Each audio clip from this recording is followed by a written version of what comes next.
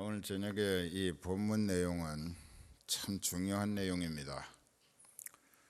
구속사관이라고 하는 하나님이 택하신 자기 백성을 구원시키시기 위해서 오래전서부터 수천 년 전서부터 하나님이 시행해 오신 여러 가지 제도적 의미가 오늘에 이르도록 그대로 이루어지게 역사하시고 지금도 그 하나님이 정하신 법칙을 따라서 믿어지는 믿음을 하나님으로부터 감동하심을 받은 사람들은 구원을 얻고 땅에 살아도 하늘 소망에 살고 하늘 소망을 목적으로 살면은 예수님 안에서 성령에 이끌리며 더 많은 영혼을 하늘나라 갈 수 있도록 하기 위하여 전도하고 그 전도 성과를 위해서 열심히 일해가지고 전도하고 선교하며 봉사도 하게 하시는데 오늘 말씀은 참 중요한 것 같습니다. 잠깐 여기 와서 기도를 하는데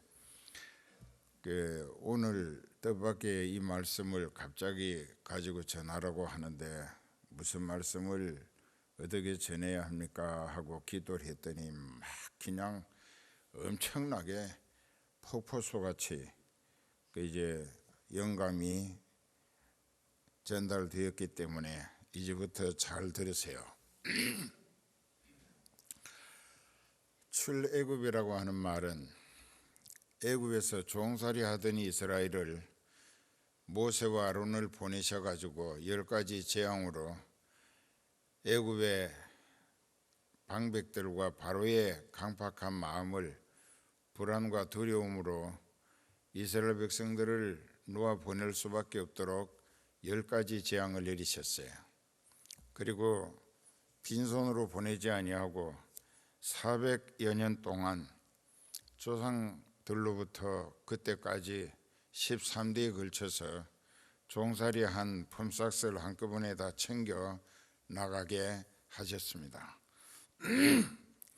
그래서 그들이 홍해를 육지같이 건널 수 있었던 것도 모세가 아론이 아닌 하나님께서 그들의 조상들 아브라함과의 약속을 실현하시기 위해서 들어가신다는 것을 온 이스라엘로 남녀노유 약 200만 명 되는데 그 사람들로 확실히 알아보게 하시노라고 홍해를 육지같이 건넜고 고린도전서 10장에서는 그 홍해 건넌 것을 바다에서 한꺼번에 세례받은 것이라고 기록되어 있습니다. 그리고 이제 쭉 가나안을 목적지로 약속의 땅을 향하여 진행하는데 낮에는 구름 기둥이 밤에는 불기둥이 번갈아 가면서 200만 명이나 되는 무리들, 그 중에는 양이나 소나 염소, 오리까지 데리고 가는 사람들도 있었어요. 그렇게 해서 이제 구름 기둥이나 불기둥이 머물면은 그 자리에서 여장을 풀고 장막을 치고 자다가 갑자기 나팔 소리가 나면 정신을 차리고 천막 밖에 나와서 보면은 불기둥이 이렇게 낮게 서 있다가 쭉 올라갑니다. 위로 이렇게 있다가 위로 쭉 올라가면서 앞으로 간다고요.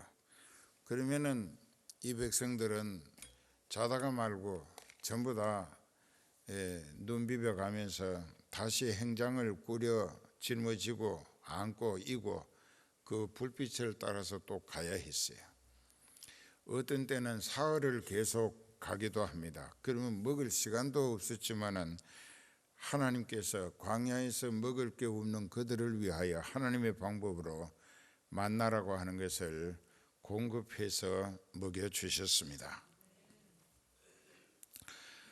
그런데 가다가 요단강에 이제 이르게 되는데 오늘 말씀은 민수기 13장에서 보면은 그 가데스 바네아라고 하는데 거기서 각 지파 한 사람씩 12사람을 뽑아가지고 가나안 땅을 정탐해 오라고 보냈습니다. 40일에 걸쳐서 돌아왔어요. 그들이 돌아와가지고 보고를 하는데 먼저 10사람은 상당히 그 절망적이고 불길한 징조를 보고했습니다. 우리는 그 땅에 가보니까 그 땅에는 뭐 아주 곡식도 무르익었고 또 포도원도 잘 가꾸어져 있고 그 외에 감람원이나 또 여러 가지 가수원, 가축들, 논밭들 그리고 도로며 주택이 잘 만들어져 있는데 거기 가서 아낙 자손을 보니까 그 사람들은 기골이 장대해서 우리와 비교하면은 이스라엘 사람은 아낙 사람들에게 메뚜기 정도에 불과하더라. 그러니까 우리가 거기 쳐들어가기는커녕 들어가려 했다가 그들에게 다 전멸당할 것이라고 아주 부정적이고 절망에 찬 그런 상당히 듣기 거북할 정도로 비관적인 보고를 했습니다. 그런데 여호수아도 갈렙도 12명 대표 중에 한 사람으로 다녀왔는데 그들은 말이 반대로 나타났습니다. 그 땅은 여호와께서 우리를 위하여 준비해 두신 곳이기 때문에 그 백성들은 우리의 밥이라. 하나님께서 허락하시면 우리가 그곳에 가서 그 땅을 차지하고 그들을 다 몰아내고 우리가 주인이 될 것이다 했었어요. 그래서 여호와께서 여기까지 이끌어 오신 목적은 그 땅을 우리로 차지하고 누리며 하나님 마음껏 섬기고 살게 하시기 위함이 아니었더냐고. 그래서 그들은 우리의 밥이라. 반드시 하나님께서 그 땅을 우리로 차지하게 해 주실 것이라고 보고를 했습니다. 그때 민수기 14장에 들어가면은 10사람의 보고에다가 귀를 더 많이 기울였던 백성들이 많았어요. 그들은 이제 자기네들은 여기 와서 끝장나는 죽음을 맞는가 해가지고 그 모세와 아론을 원망하면서 우리를 애굽에 그냥 뒀더라면 애굽 사람들에게 종살이 할 망정 이렇게 비참하게 죽지는 않을 것인데 하면서 원망과 불평을 늘어놓았습니다. 그러나 여호수아와 갈렙이 아니라고, 하나님은 우리와 함께 계시고 그들의 신은 이미 그들을 버리고 떠났기 때문에 우리가 들어가서 차지하도록 우리 하나님 여호와께서 약속하신 대로 역사하실 것이다. 그게 믿음이었습니다. 그런데 그 불평하고 원망하고 낙심하는 무리들, 하나님이 화가 나셨어요. 그래서 그 14장 민수기 14장에는 보면은 그랬습니다. 그 28절부터 보면 여호와 하나님이 모세와 아론에게 말씀하십니다. 이 백성이 나를 두고 낙심하고 원망하고 불평하는 말을 내가 다 들었다. 그렇기 때문에 이제 명심하라. 오늘 이 자리에서 애굽에서 나온 사람들은 이제 여호수아 갈렙 이외에는 가나안 땅에 들어가는 사람이 없을 거라고. 너희가 가나안 땅 정탐하느라고 40일 걸려 수고를 했는데 그 하루를 1년으로 계산해서 그 40일이 한 날이 1년씩 계산하면 40년입니다. 그래서 너희가 40년 동안 이 광야에서 방황하며 애굽에서 나온 모든 사람들은 광야에 엎어져 죽어가지고 공중의 새들이 먹고 들짐승이 먹을 것이라. 왜?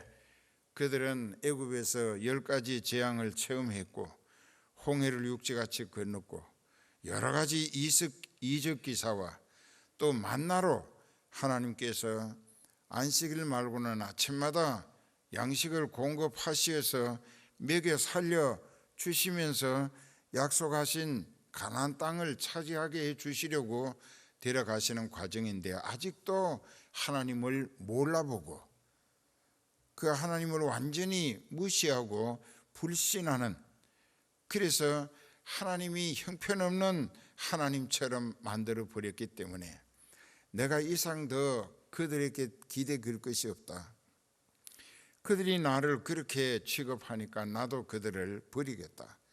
그래서 광야에서 다 엎어져 죽게 됐고, 모세도 혈기로 실수 한 번 한 것을 인하여서 너도 느보산에서 가나안 땅을 요단 건너 눈으로 보기는 하겠지만은 네 발로 그 땅을 밟지 못하고 죽을 것이다. 그렇게 죽었어요. 하나님은 말씀하신 대로 착착 진행하십니다. 그 모세도 가나안 땅에 못 들어갔어요. 그 느보산 꼭대기에 올라가서 지팡이 짚고 저 요단이 흘러가는데 그 건너편에 넓은 땅을 봤어요. 그리고 그날 그 자리에서 꼬르륵 하고 죽었어요. 그 영혼은 하나님이 하늘나라로 거두신 거예요. 그렇게 하고 나서 여호수아가 그 시종이라고 했는데, 그 이제 비서도 되고 이제 시동도 되고 그랬는데, 여호수아가 이제 그 요단강까지 왔습니다. 모세를 장례 치르고 요단강까지 백성을 데리고 후계자가 돼서 여호수아가 왔어요. 와가지고 이제 이렇게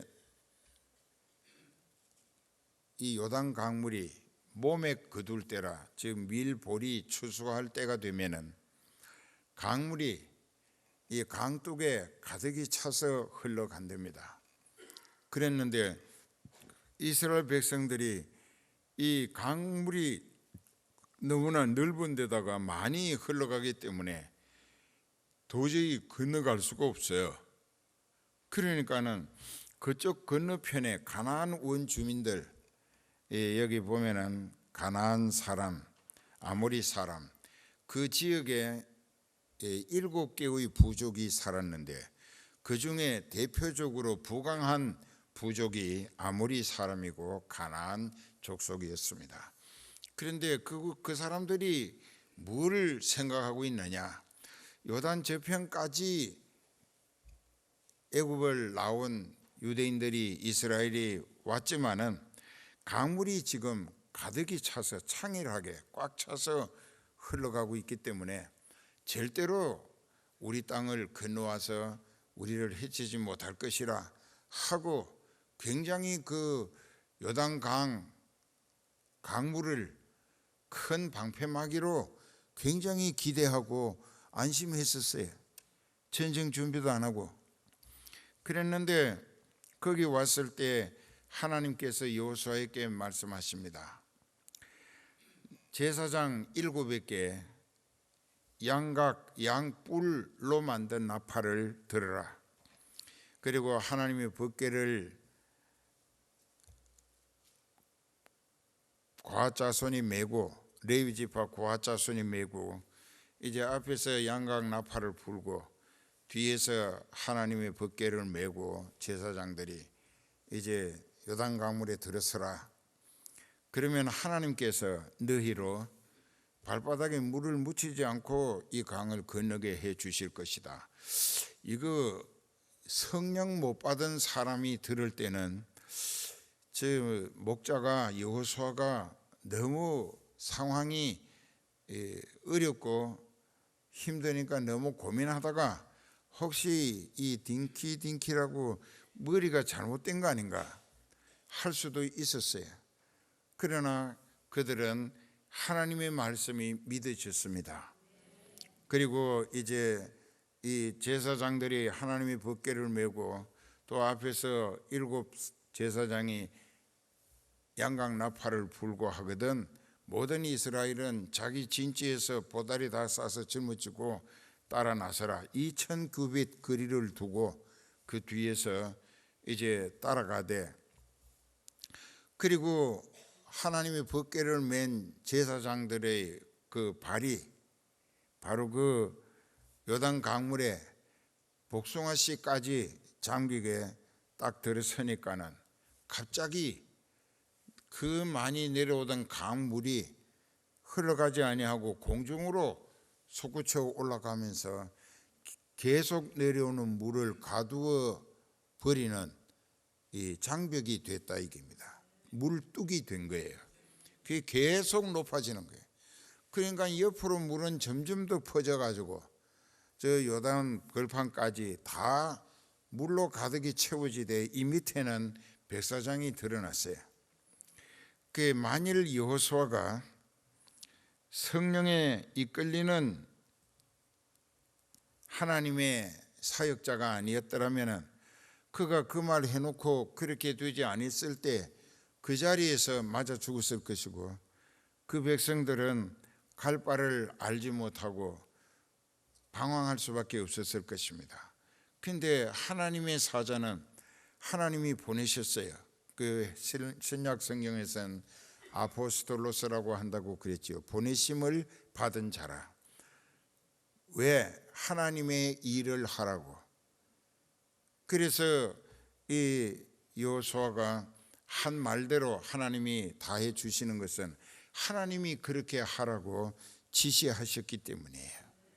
그 여러분들도 이렇게 목자를 통하여 하나님 말씀 들을 때에 하나님께서 목자를 통하여 오늘 내게 이 말씀을 듣게 하시는 데는 내가 무엇인가 깨닫고 믿음이 바로 서고 하나님 앞에 쓸모있는 신앙인으로 쓰시기 위한 뜻이 계시는 것이 아닌가 하고, 그런 자세로 말씀을 듣고 행동을 취하는 것이 지혜롭다는 것입니다. 그렇게 했을 때 이제 강물이 백사장이 드러나고 물이 일어서서 물뚝을 이루고 내려가는 강물을 다 가두었어요. 다 건너갔어요. 엄청난 숫자가 건너갔어요. 그 건너가고 그쪽에 건너갔을 때에 하나님이 여호수아에게 말씀하십니다. 너희 한 지파에 이제 족장 하나씩을 선택해서 12명으로 그 강 바닥에 있는 큰 돌을 한 사람이 들고 움직일 만큼 되는 돌을 전부 다 하나씩 12사람이니까 12개예요.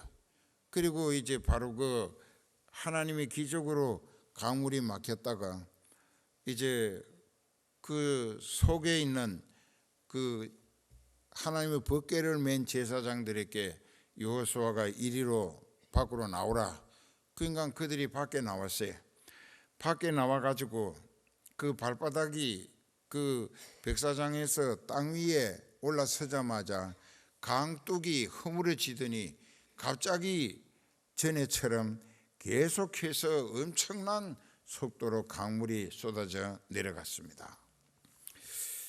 우리는 이런 것을 여러분들이 지금 눈동자를 하나하나 보면서 저 사람은 한 30% 믿는구나, 저 사람은 5%도 못 믿는구나, 이렇게 본다고요. 그 믿음 가지고는 하나님의 능력을 또 하나님의 구원을 기대할 수가 없어요.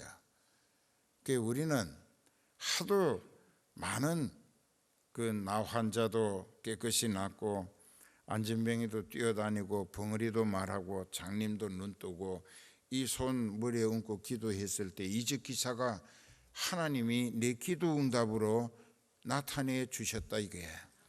그러니까 아니 믿을 수가 없는 거야.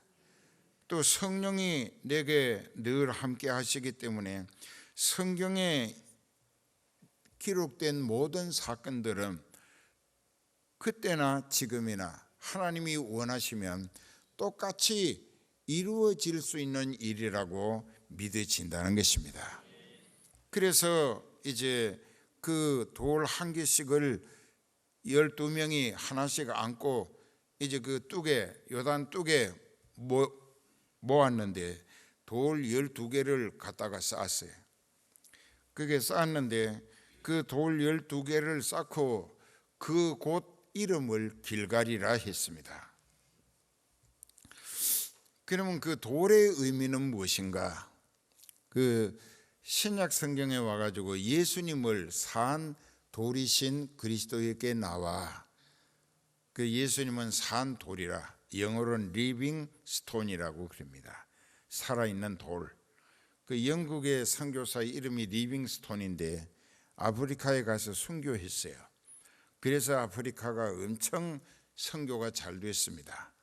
그 또 알버트 슈바이처라고 하는 5가지 박사학위 가진 그 사람도 검은 대륙 아프리카에 가서 흑인들을 위하여 복음과 의술로 자기 인생을 거기서 끝냈어요. 죽었어요. 예수 그리스도의 복음을 전하고 자기 재산 다 갖다가 아프리카에 갔다가 진료소 만들고 교회당도 짓고. 그 사람이 모자라는 사람이거나 미친 사람이 아니거든. 왜 그렇게 할 수 있었겠는가? 성령이 충만하게 사로잡히니까 믿어진다 이게. 자기 목숨 같은 거 아무것도 아니다 이게. 이 복음은 내 영혼이 하늘나라 가게 하는 생명의 진리고, 또 다른 영혼들도 하늘나라 가게 해줘야 하는 사명이 나에게 주어졌기 때문에 내 재산과 기술과 또 지식과 또 사명을 위해서 내 인생 몽땅 다 내가 할 수 있는 한 최대한 영혼 구원을 위하여 내 생을 바치리라 그랬던 것입니다. 그래서 그 슈바이처를 아프리카 사람들은 검은 대륙의 성자라고 그렇게 얘기하고 있습니다. 오늘 우리가 여기서 깨달아야 할 게 많아요. 또 이제 잘 들으세요. 빨리빨리 할 테니까. 그래서 이제 거기 길갈이라고 하는데 돌 무더기를 쌓았는데 그 돌은 예수님을 의미하는 것입니다. 그 돌은 예수님이에요. 그러니까 이제부터 이스라엘 12지파가 몽땅 다 예수님과 함께하는, 즉 구약시대에 예수님과 함께하는 임마누엘의 백성이 되게 해야겠다는 하나님의 깊은 뜻이 계셨던 것입니다. 돌은 예수님입니다. 그 요한계시록에도 보면은 그 예수님을 흰 돌이라고 했어요. 또 살아있는 돌이라고 했어요. 살아있는 돌을 우리말로는 활석이라고 그럽니다. 살아있는 돌이라. 그게 영어로는 리빙스톤이에요. 그렇게 이제 했는데 바로 그때 하나님께서 이제 요단을 건너갔어요. 이제 제일 첫 번째 점령해야 할 도성이 있는데 여리고 성이었습니다. 그러니까 요단을 건너가지고 여리고 성이 눈앞에 있는데 하나님께서 이상하게도 여호수아에게 할례를 행하여라. 왜 행하여야 하느냐 하면 비록 애굽에서 400여년간 종살이하는 중에 아기를 낳았다 할지라도 남자 아기가 8해가 되면 할례를 행하게 했습니다. 그건 애굽에서 종살이하는 중에도 할례를 했어요. 그럼 할례는 무엇인가? 창세기 17장 10절에 보면은 하나님이 할례라는 말씀을 첫 번째 하실 때에 아브라함에게 할례를 행하라 했습니다. 그리고 아브라함이 돈 주고 사서 한 식구가 된 남자에게는 다 할례를 행하라 했어요. 이것은 혈통적 아브라함뿐만 아니라 하나님이 약속하신 언약에 속한 모든 남자들은 할례를 행하라. 그럼 그 할례는 무슨 뜻이냐? 이스라엘이 착각을 했었습니다. 할례 받은 것이 하나님의 백성 되는 자격의 표시인 것처럼 착각을 했어요. 절대로 그런 거 아닙니다. 하나님께서 아브라함에게 네 후손을 통하여 온 민족이 영적으로 구원 얻을 메시아를 보내주시겠다고 약속하셨어요. 그리고 아브라함에게 할례를, 아브라함이 돈 주고 사서 한 식구 데리고 사는 사람까지 남자는 다 할례를 행하라. 그러면 그 할례는 무엇의 표시인가? 아브라함을 통하여 보내주시겠다는 메시아 그리스도를 기다릴 수 있는, 즉 예수님을 보내주실 대상으로서의 표시였다는 것입니다. 즉 아브라함 언약의 표식이었어요. 그러니까는 유대인들이 이걸 착각했어요. 자기네들이 할례 받음으로 우리는 하나님의 선민, 뽑힘 받은 백성이 됐고 하나님의 자녀가 된 것인 양 착각하고 오해했습니다. 많은 신학자들도 목사님들도 여기 오해를 하고 있어요. 그런데 가장 중요한 것은 할례는 하나님이 아브라함에게 약속하신 네 후손을 통하여 인류를 구원할 메시아 그리스도를 보내주시기 위한 대상으로서의 표시라. 잘 모르겠어요? 알아요? 알아야지. 모르면 밥 먹지 말아야 돼. 그러니까는 그렇게 해서 이제 이렇게 할례라고 하는 것은 아브라함으로부터 시작됐는데 아브라함을 통하여 인류 구원을 위하여 보내주신 메시아 구원자 그리스도를 주실 대상으로서의 표시라. 그러나 예수님을 보내주셨어도 그가 예수님을 그리스도로 알아보고 믿음으로 회개하고 영접하는 사람은 구원을 얻습니다. 할례 받은 사람 중에도. 그러나 할례는 받았지만은 그렇게 보내주시기로 약속된 메시아를 하나님이 예언하신 대로 보내주셨는데도 예수님을 몰라보고 배척하고 거부하고 불신하게 되면은 할례 받았어도 그 사람은 예수님을 불신 배척했기 때문에 구원을 얻을 수가 없어요. 그래서 이제 하나님께서 참 이상하게도 앞에 큰 도시, 인구 30만 정도가 살고 있는 큰 도시, 그때 30만은 대단히 큰 도시입니다. 그 여리고라고 하는 도성의 성벽이 11.40cm, 11m 40cm, 굉장히 두터워요. 그런데 그 안에 이제 적이 곧 전쟁을 해야 할 입장이 되어버렸는데, 그랬는데 하나님께서 여호수아에게 애굽에서 나온 모든 사람들은 애굽에서 할례를 받고 나왔기 때문에 할례를 한 번 받으면 되니까, 그러나 광야에서도 이 40년 동안에 계속 아기를 낳고 안고 업고 목마 태워가지고 구름기둥 불기둥 따라다니면서 가나안으로 가고 있었다고요. 그 인간은 애굽에서 나와가지고 광야에서 낳은 남자아이들은 할례를 못 받은 거예요. 그 할례를 못 받았기 때문에 그 사람들에게 그 남자아이들이 다 장정인데 청년인데 그들에게 할례를 행하라 이거예요. 전사라고 있어요. 성경에. 전사는 전쟁터에 나가 싸울 군인이란 얘기입니다. 그랬는데 그들에게 할례를 행하라 이게. 그 부싯돌을 칼날같이, 우리말로 하면 차돌인데 차돌을 망치로 갖다가 때리면은 아주 예리한 칼날같이 쪼개집니다. 그 칼날 같은 걸 가지고 이제 할례를 행하게 했어요. 그 할례를 남자가 받으면은 4, 5일, 오래가면 일주일은 돼야 생활이 불편하지 않다고 합니다. 그랬는데 이 전쟁을 눈앞에 두고 적을 마주 대하고서 하나님이 전쟁해야 할 남자들에게 할례를 행하라 하신 거예요. 자, 이것은 무엇을 의미할까? 전쟁은 너희가 하나님의 지시를 따라 행동만 취하되 그 전쟁의 실질적인 전사는 하나님이시다라는 뜻입니다.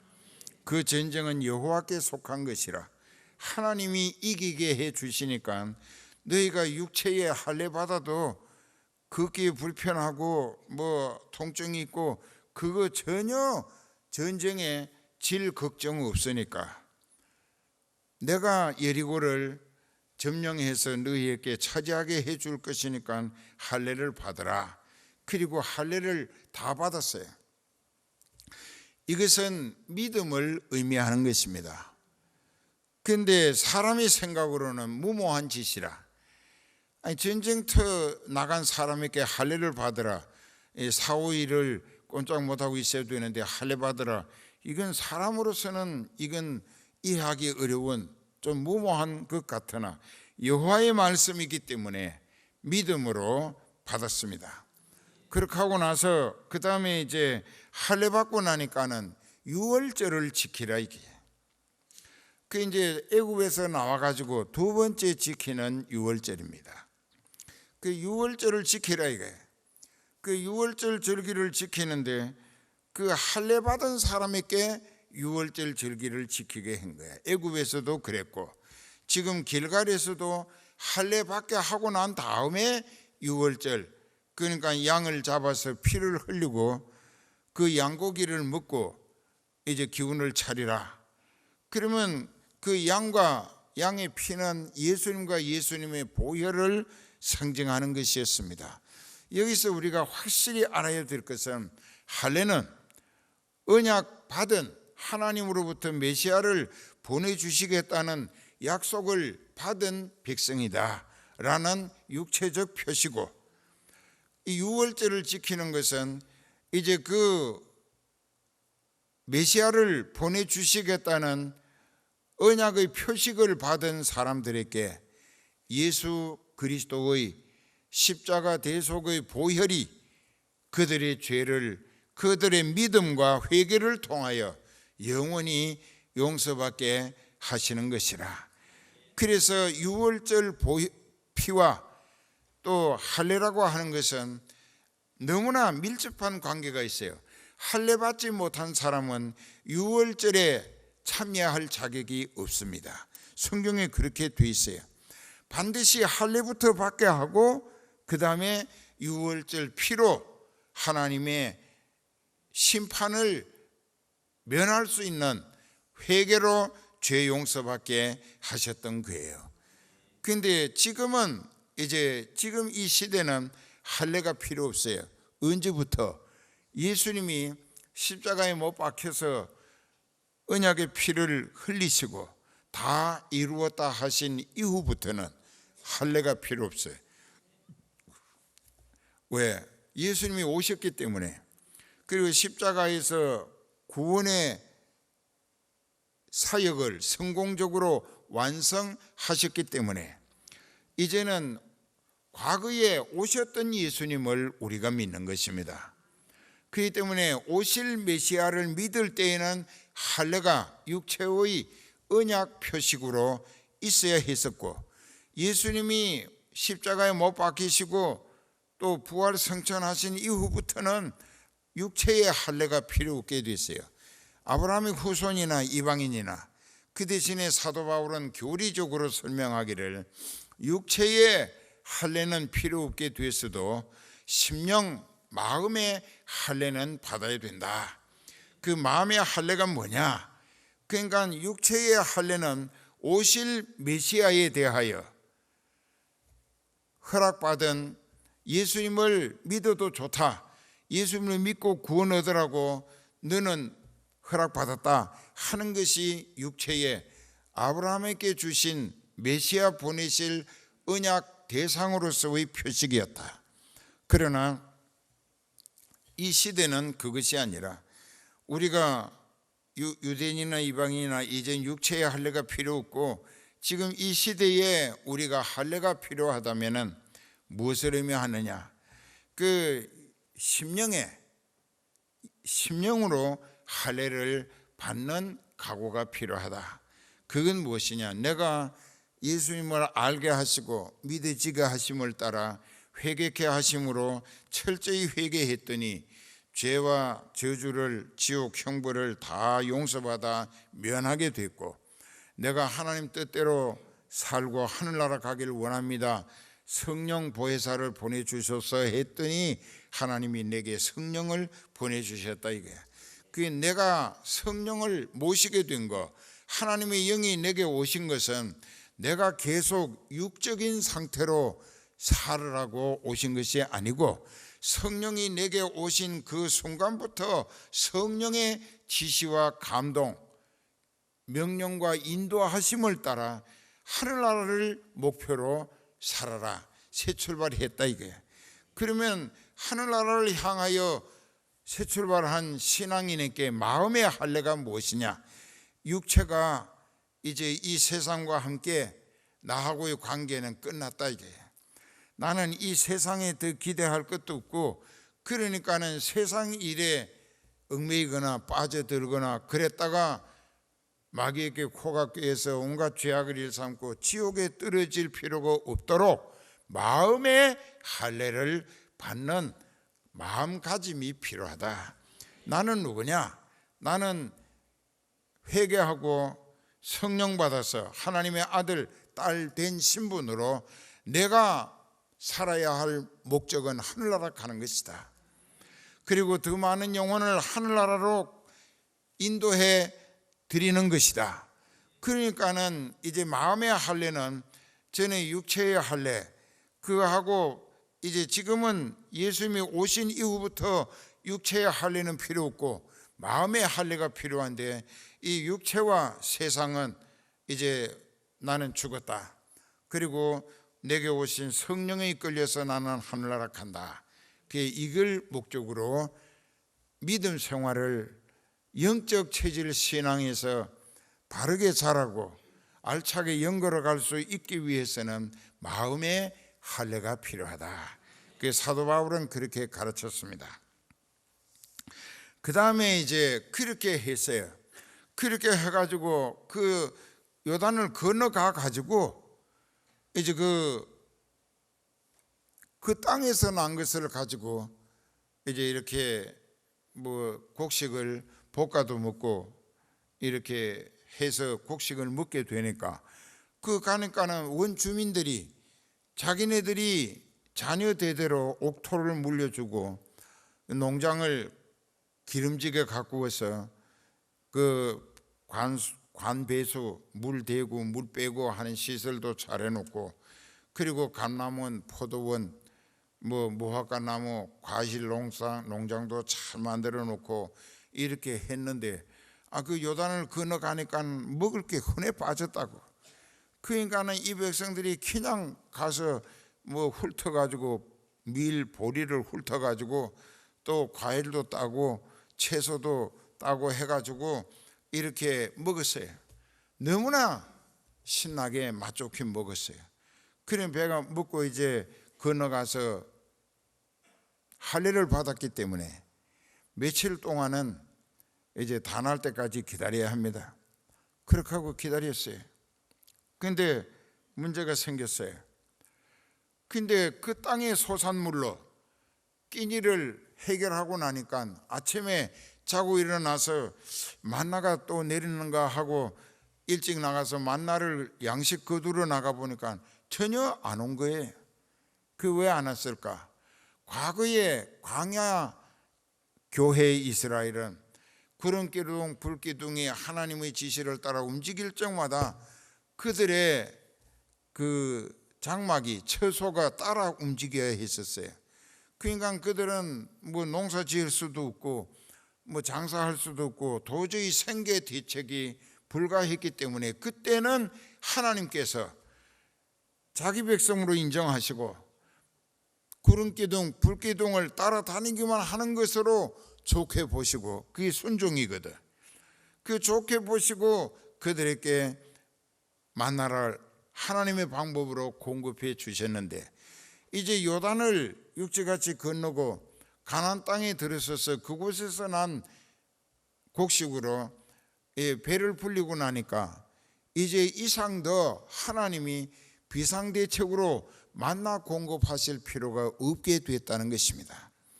하나님은 이적 기사를 의미 없이 행하지 않으십니다. 반드시 하나님은 목적과 또 필요에 따라서 이적 기사를 베푸신 거예요. 그때 40년간 먹었던 만나가 그냥 싹 중단된 거예요. 그 여러분들도 지금 광야 교회를 약속의 땅, 여기 보니까 젖과 꿀이 흐르는 땅이라고 했는데 이것도 잘 기억해 두세요. 무엇이 젖과 꿀이 흐르는가? 사막 같고 돌짝 받치고 메마른 땅 언덕 골짜구니 뿐인데 거기 무슨 젖이 막 콸콸 흘러가는가? 꿀이 사방에 막 이렇게 꿀자루가 넘치는가? 그게 아니에요. 그 이제 잘 기억하세요. 여러분들이 성경 읽으실 때에 가나안 땅은 약속의 땅이라 하나님의 언약이 있는 곳이다 이게요. 말씀의 약속이. 그 말씀의 약속을 어떻게 표현을 했느냐? 베드로전서 2장 2절에 보면은 너희는 갓난 아이들 같이 순전하고 신령한 말씀의 젖을 사모하라. 이는 이로 말미암아 그 너희로 이제 구원에 이르게 한다. 그리고 그 다음에 시편 119편 103절에 보면 주의 말씀의 맛이 내게 어찌 그리 단지요 내 입에 꿀보다 더 다니이다. 자, 말씀의 젖이나 주의 말씀의 맛이 꿀보다 더 달다. 그것이 하나님의 언약, 하나님의 말씀이 보장된 곳이라. 그곳이 젖과 꿀이 흐르는 땅이라. 하나님의 말씀이 믿어지는 사람에게는 젖이 되고 꿀이 돼서 그 인생을 말씀이 살리신다는 뜻도 됩니다. 자, 이것은 가장 정통한 신학에서 여러분들은 참 복이 있는 거예요. 그러니까 또랑가에 막 우유가 콸콸 흘러가고 그 젖과 꿀이 사방에서 넘쳐가지고 막 흘러 넘치는 거 그게 아니고 젖과 꿀이 흐른다는 것은 하나님의 말씀, 하나님의 약속, 언약이 보장되는 곳이다. 그곳에 가서 하나님께 모든 말씀을 아멘하고 받아서 믿습니다로 순종하고 복종하고 실천만 하면은 하나님이 젖이 되게 꿀이 되게 그 생명의 말씀을 통하여 그들의 영과 육을 살리신다. 기도합시다. 계속 하면 한이 없는데 너무 많이 하면 다 기억 못 하실 거예요. 그 이제 홍해도 육지같이 건넜고 그 강물이 꽉 차서 흐르는 요단 강물도 하나님이 아브라함을 두고 약속하신 약속을 이루시기 위하여 물 기둥으로 물이 내려가던 물이 일어서게 만들어 가지고 강물이 거기다 갇히게 해서 벽사장으로 남녀노소 다 건너게 하셨습니다. 그걸 기념하는 표시로 길갈이라고 돌 한 지파에 한 개씩 12개를 모아가지고 했는데 이것은 예수님이 각 지파마다 함께 하시는 그 임마누엘의 기념 돌이 됐다는 것입니다.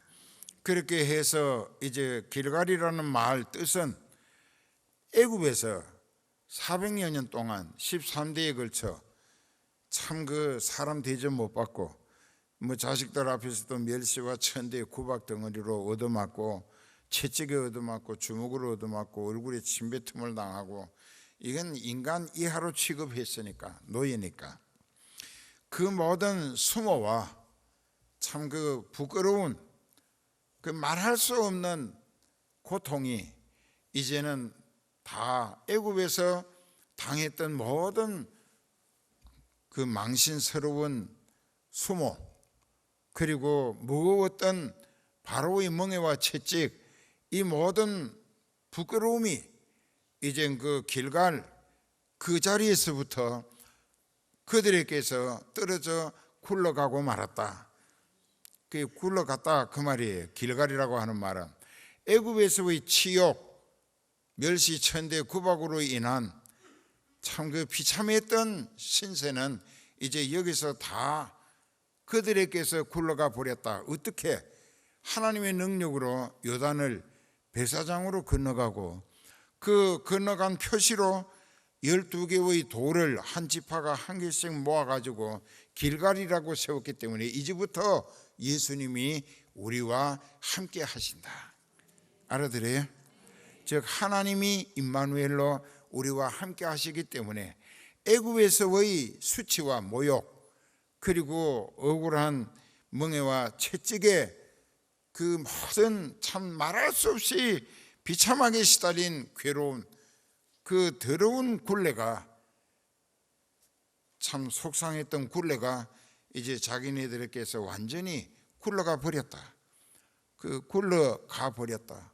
그들을 떠나버렸다는 이 얘기예요. 왜? 돌 12개가 12지파와 함께 하시기 때문에. 그 돌은 예수님이라. 기도합시다.